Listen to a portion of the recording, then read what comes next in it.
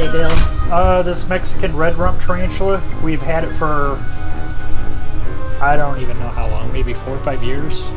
This used to actually be one of my tarantulas, and I sold it to a customer, and this was when it was, you know, about the size of a $50.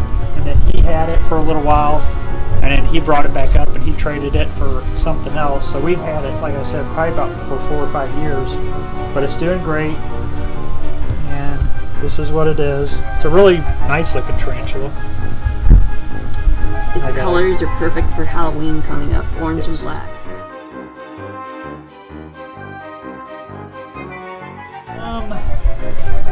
We don't really recommend you handle them, but people obviously do.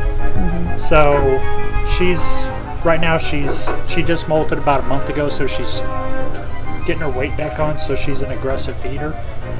And I mean, I guess you could try to hold him, but you know. Is she more of the aggressive species? She can be, yeah. Okay.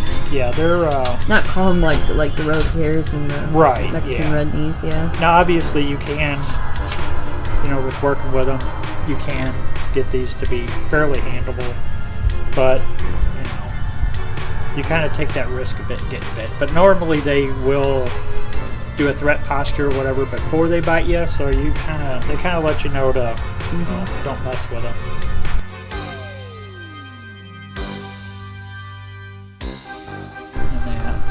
But basically, I just take the tweezers and very low maintenance. You just gotta pick up the food.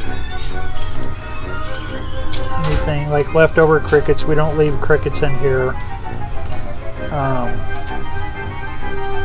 You know, but for a couple days, just in case if they go into a molt, you don't want the crickets to eat the tarantula, because that has happened. Because the tarantulas, when they molt, they're pretty much vulnerable, and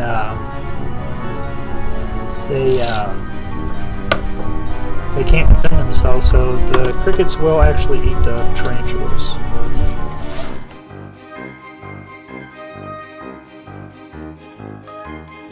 You don't need a really big cage for these guys either. They don't take up much space. Right. She's been in this pretty much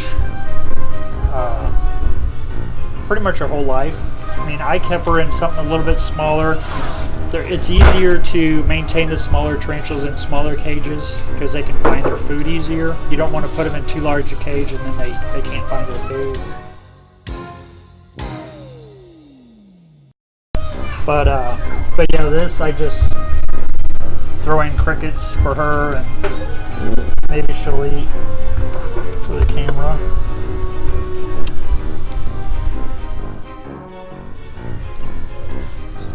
Maybe not. It's like, don't touch me.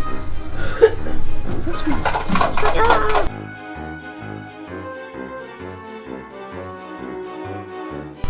She needs a home.